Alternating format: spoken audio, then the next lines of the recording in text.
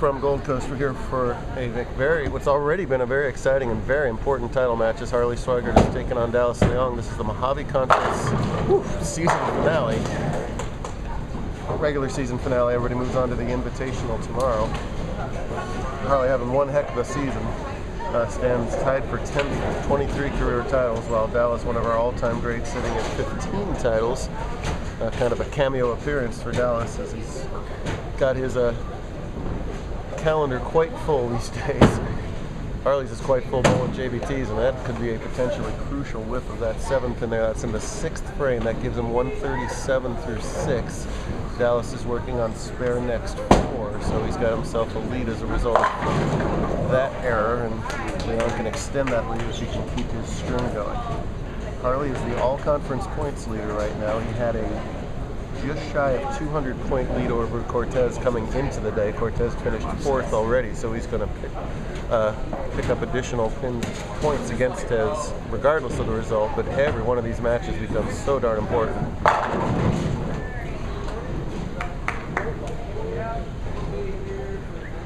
In the title match last week in California, the match was over, but he was still digging for every pin just to try and get some high game points. That's how close it could potentially come down to between those two bowlers. So Harley wants this win not only for the career title totals and everything that comes with it, but to just build up every single point that he can. All of which should not be in the bowlers' heads. They should be worried about simply throwing a good shot. That's easier said than done. Dallas has one of the records that I think is going to have a hard time ever being broken. 6 consecutive titles in a run last season. It's hard to win 1 consecutive title.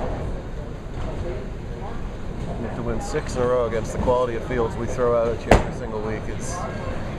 I don't know how he did it. It's really the short answer to that. Harley, your top seed, second seed today at plus 260. Defeated Ryan Lee to get to this point. Lee walloped Tez in round 2, and Tez got by fellow shocker Wesley Lowe in round 1. Swigert's probably going to need to continue to put up X's to have any prayer here. Dallas in the 240s. Swiger can still max out for 257. So far from over, but if he doesn't strike here, he's going to start to run out of frames.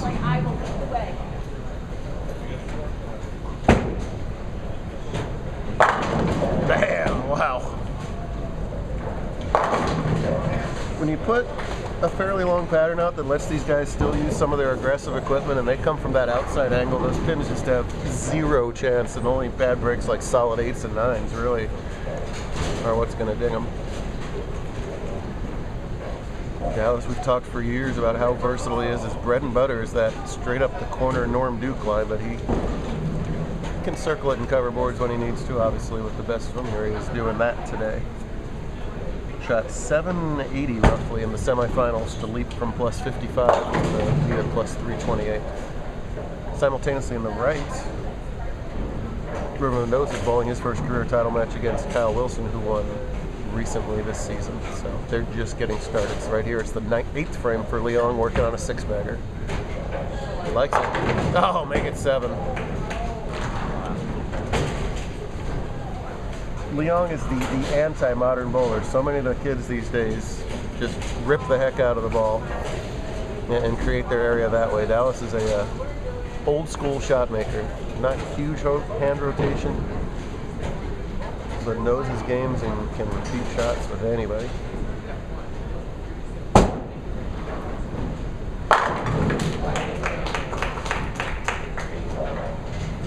In fact, I think his only other appearance this year was a runner-up finish with Josh Blanchard in the doubles, which may go down in history as the oldest legal doubles team we could ever possibly have. Fellow EBI staffer Josh. Pured that one.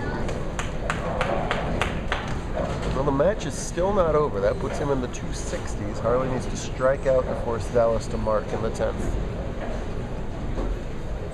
And right now, a first frame 3-6 from Leong, and stopping him from having front nine. say, I hate to harp on it all the time, we say no matter what the scoring pace is, it so often comes down to spares, and 268 sounds a lot better than 257, and now it's academic.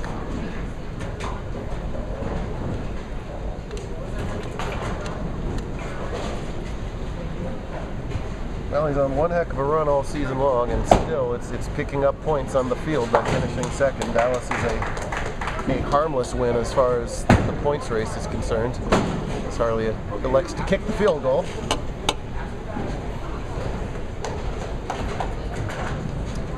He is exempt into tomorrow's Mojave Invitational Tournament.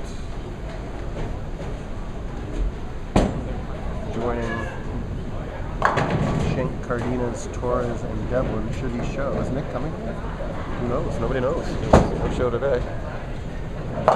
Maybe he was one of the 5 in Oregon. Who knows? 9:30. Well, it was an outside chance, even if Harley had struck out. And, yes, quite all right.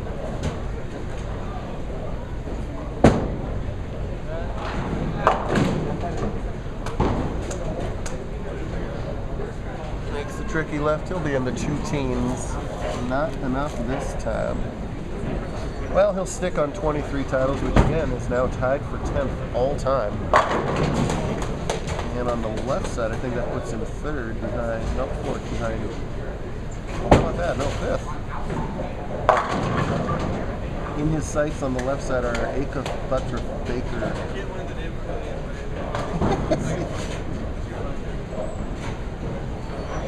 They'll easily climb that hill to get to there. Harley laments that he just cannot win the day before the invite. It was the night before the invite last year because we had a 3 o'clock start, and it was the night before the invite last year, wasn't it? Were we second here last year? Yeah. Yeah, that was at like 11:30 at night. So, it was super late. That was mega late. Thank you, Gold Coast, for not making us do that this time. What? What? Unacceptable. Bad rack. Make it if it's...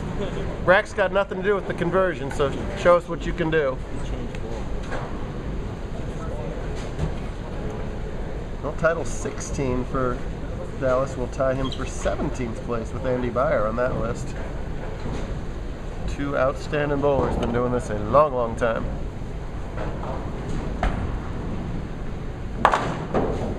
I was about to say it was a funny way to make it, but he almost bounced it out anyway, so there you go. Yet another impressive performance for Dallas Leong. Rack up another win. Well, let's focus to the right now and see if Kyle Wilson can rack up his 2nd win of the season. That's Wilson right there. He's got a strike working in the 5th and make that a double in the 5th and 6th. He's giving a lot of pins to Mendoza, who's never been in a title match before. Needed to finish in the top 10 today just to make tomorrow's invitational. Check and check. Mission accomplished. Wilson's got to win by 44 to tie, 45 to win. Oh, listen to this nonsense. Say that again. Comeback player of the year. It's a thing, right? Where did you come back from? I just haven't started yet. Oh. It's a late start, so... Oh. Yeah, but your December appearance with the 47-year-old youth-eligible doubles team in December kind of shot that. So I qualified for Arizona today? Yes. The bowl with Kyle Reed. That's right. That'll be a 64th tournament. Jeff, that's the best news in the last 20 minutes. Oh, I'm glad I reminded you of that. Sorry to the rest of Arizona for reminding Dallas of that. Oh, no. Gutter for Mendoza. It's appropriate that these two are playing for the title because after 8 games of bowling, they tied for the lead at plus 177 each bowler. The tiebreaker is high game with handicap. Wilson probably thought he had that tiebreaker won with the 285, but Mendoza countered with 292 to leapfrog them and take the #1 seed. However, he's high on the spare attempt. That gives him 110 through 7. A pretty disastrous open here. As Wilson with 9 spare here would be at a 127 through 6, 147. He'd be up by 37, but he's got to make up 45 to win. So a long way from having it locked, X's would really help.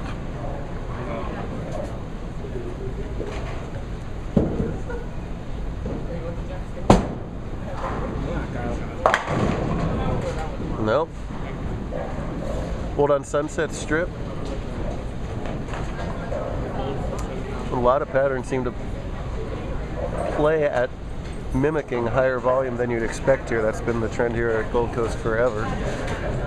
Plenty of oil still left on the lanes. Strips means every 5 boards the pattern jumps a certain number of feet. So when your look goes, sometimes you have to make big adjustments. Kyle, a two-hander. He's even more so prone to having to make a big move. He has to decide if that was a bad shot or it's time to leap to the left. Although he's 6.5 feet tall, I don't think I want him leaping anywhere around here. Might hit the overhead monitors if he leaps to the left.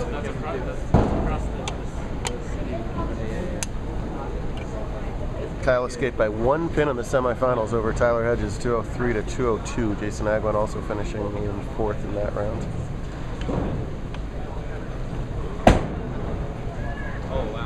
Now you saw that ball check super early and pays the ultimate price for it. Ouch. It is Sunday. It ain't Sunday. You don't need to go to church yet. Sorry? Many dollars.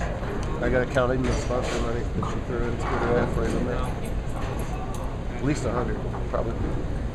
Probably more. Still throws 200 at the spare. That's, had a chance to get a 4 out of that, but only 3. And that's a costly one.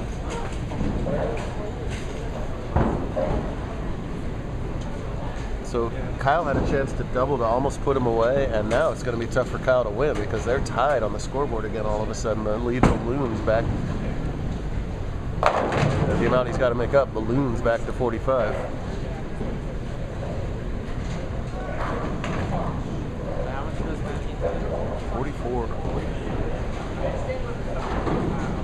And Mendoza can just fill a couple frames and start to put this baby away. Very good. This is what's left of the Mendoza fan club. I don't know where the rest must be hiding somewhere. That's it. He's been watching him every step of the way. They just started bowling at our Suncoast stop. Here at coast number 2. Kid's about to change from a non-champs entrant in June to a champs entrant in June. Get his name announced tomorrow.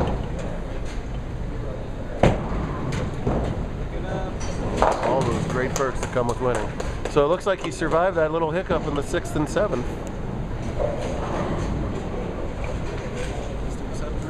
Sorry? Who's winning right now?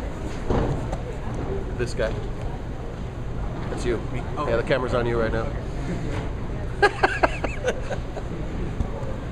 Oh, those first timers on camera. Rooks. Not first tournament, but first finals. Kyle needs X's and a miracle. That is neither one. Well, he got off the schneid back in Victorville by finally capturing that first career JBT title after a couple of near misses, but it's not going to be title 2 right here. When you're only getting 9 pins in the handicap division, you got to put up numbers just about every time.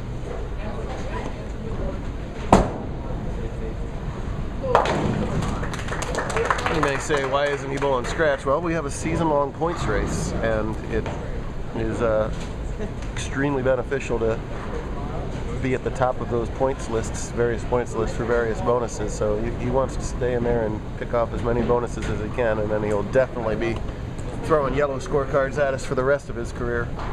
Practices very hard.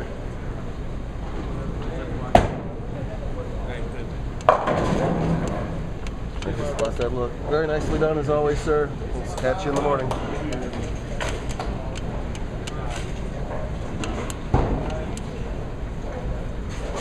Rumor has it as well. We'll catch his last shot on camera here as he's going to wrap up only in the 160s. Well, how about 157 instead? Yeah, back half of that game did not go the way he needed it to. Rumor has it this lady even puts up with him. That's what I hear. I don't know. Most of the time. But enjoy a victory lap on camera, Ruben Mendoza, and welcome to the Champions Club. Hard to win one of these things, especially on a day like today where he had 62 bowlers in his division start. Probably about 75, 80. It's a limited field on purpose. He loses by a pin, but fortunately he's getting 44 more of them on top of that. That's a good way to do it. Who's ahead right now? Me. That's right. That's right. Now he knows. There we go. Great stuff here from Gold Coast. We'll do it all over again and give out our first invitational title of the season about 18 hours from now.